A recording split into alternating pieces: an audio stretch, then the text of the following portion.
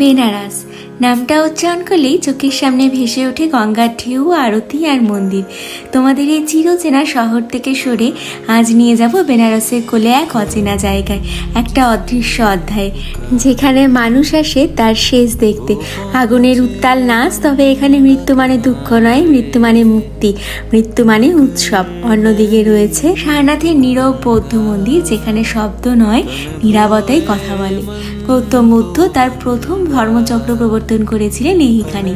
সারনাথের বাতাসে এক অদ্ভুত শান্তি রয়েছে।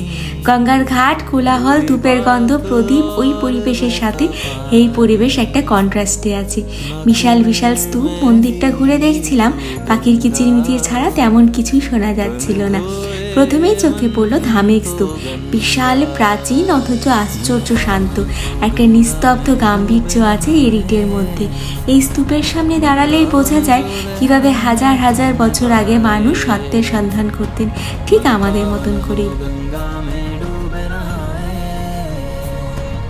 এই ছোট ছোট স্তূপ, ধ্বংসাবশেষ, প্রাচীন ইটের গাঁথুনি যেন ইতিহাসের নিস্তব্ধ সাক্ষী। মাটির গন্ধে মিশে আছে প্রাচীন জ্ঞানের ছোঁয়া। হাঁটতে হাঁটতে মনে হলো এখানে কেউ চেঁচায় না, কেউ তাড়াহুড়ো করে না, সবাই যেন কিছু না কিছু খুঁজছে। হ্যাঁ, নিজের মনে শান্তি খুঁজছে। এরপর আমরা ঢুকলাম মূল গান্ধ কুটি বিহারে। ভেতরে প্রবেশ করতেই গায়ে কাটা দিয়ে উঠল। বাকি সব মোহ কা ফেরা, বুদ্ধের জীবনের গল্পগুলো দেওয়ালের বুকে আঁকা, যেন ছবির মধ্যে দিয়ে চলছে তার জীবন, জন্ম, ত্যাগ, ধ্যান, বোধি, এনলাইট। এই যে এই জায়গাটা দেখছো, ঠিক এইভাবেই গৌতম বুদ্ধ এনলাইটেন করেছিলেন তার শিষ্যদের। আর সেই যে স্তূপটা দেখেছিলে বড় গাম্ভীর্য, সেই স্তূপটাতে গৌতম বুদ্ধ শিক্ষাদান করেছিলেন। আমাদের গাইড দাদা ভীষণ ভালোভাবে আমাদেরকে বুঝিয়েছিলেন পুরো সারনাথটা।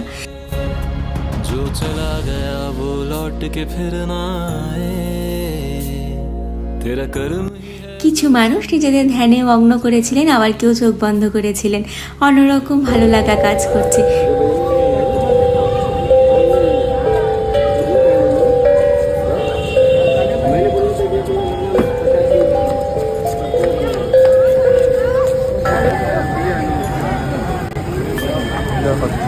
হচ্ছে না?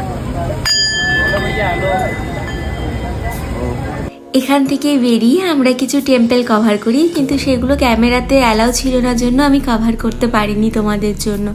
আর তারপর গিয়েছিলাম মণিকর্ণিকা ঘাটে। একটু রাতের দিকে গিয়েছিলাম। এখানে গিয়ে আমি কোনো রকম তেমন কোনো ক্লিপ নিতে পারিনি, শুধু মনে হচ্ছিল আমি